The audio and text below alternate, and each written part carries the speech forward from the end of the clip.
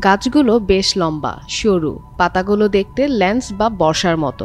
চকচকে সরু ডালপালা ছাই ধূসর বাঁকের নিচে উজ্জ্বল সবুজ পাতাগুলো ঝুলে আছে। মাটিকে দেয় পর্বতের মতো নিরাপত্তা। বিশ্বব্যাপী এই গাছের প্রায় ৭০০ প্রজাতি আছে। পাপুয়া নিউগিনি ও ইন্দোনেশিয়া পর্যন্ত এর প্রাকৃতিকভাবে রয়েছে বিশাল বিস্তর। আর পৃথিবীর সর্বত্র ছড়িয়ে ছিটিয়ে আছে এর মাত্র ১৫টি প্রজাতি। খুব দ্রুত বৃদ্ধি পায় বলে সহজেই উৎপাদনযোগ্য। বলছি ইউক্যালিপটাস ও আকাশমণি গাছগুলোর কথা। ইউক্যালিপটাস গাছ কাঠের ক্ষেত্রে টেকসই মালবাহী। পাপড়ি তৈরিতেও ব্যবহার করা হয়ে থাকে। এর পাতায় ভ্যাপোরাইজড অয়েল থাকায় সর্দি কাশি ও শ্বাসনালী ঔষধ হিসেবেও ব্যবহার হয়। এছাড়া ম্যালেরিয়া নিয়ন্ত্রণে বা পানিতে জমে থাকা পানির স্রোত প্রতিরোধে ইউক্যালিপটাস গাছ রোপণ করা হয়ে থাকে।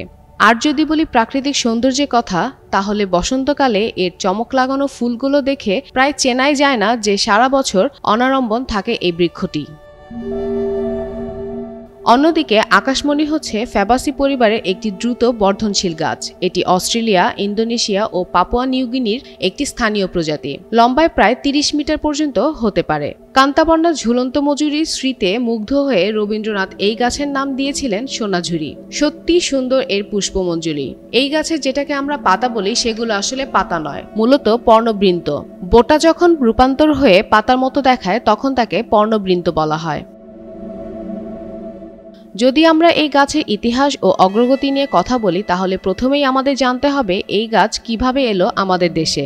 ভারত, বাংলাদেশে ইউক্যালিপটাস গাছকে নীলগিরি গাছ নামে ডাকা হয়। ১৯৭০ থেকে ৮০ সালে জয়পুরহাট, সিলেট, চট্টগ্রামে সুন্দরায়ন বৃদ্ধি বনায়নের জন্য রোপণ করা হয় এই গাছ। পরে আস্তে আস্তে উত্তরবঙ্গের জেলাগুলোতে ইউক্যালিপটাসের সংখ্যা দিন দিন বাড়তে থাকে, যা পরবর্তীতে পরিবেশের জন্য ক্ষতির কারণ হয়ে দাঁড়াতে শুরু করে। এই ইউক্যালিপটাস ও আকাশমণি গাছের যেমন উপকারিতা আছে, ঠিক এর পাশাপাশি ক্ষতিকর বেশ কিছু দিকও আছে। এই গাছটিতে অতিরিক্ত মাত্রায় তেল থাকায় দাহ্যতার মাত্রাও থাকে অনেক বেশি। তাই আবাসিক এলাকা বা ঘরবাড়ির আশেপাশে এই গাছকে কম রোপণ করা হয়। তবে মহাসড়কগুলোর পাশ দিয়ে সারিবদ্ধভাবে লাগানো হয়ে থাকে। সম্প্রতি সরকারি, বেসরকারি ও ব্যক্তিগত পর্যায়ে বৃক্ষরোপণ কর্মসূচিতে পরিবেশ, বন ও জলবায়ু পরিবর্তন মন্ত্রণালয়ে এক প্রজ্ঞাপনে এই দুটি গাছের চারা রোপণ, উত্তোলন ও বিক্রয় নিষিদ্ধ ঘোষণা করেছে। এই গাছ বিশাল পরিমাণে পানি শোষণ করে, যা শুষ্ক অঞ্চলে মাটির আর্দ্রতা কমিয়ে দেয়।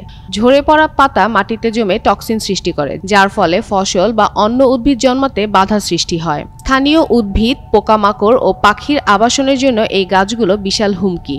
ইকোসিস্টেমের ভারসাম্য নষ্ট করে এই গাছ। ফাতেমা ফাতেজান, যুগান্তর নিউজ।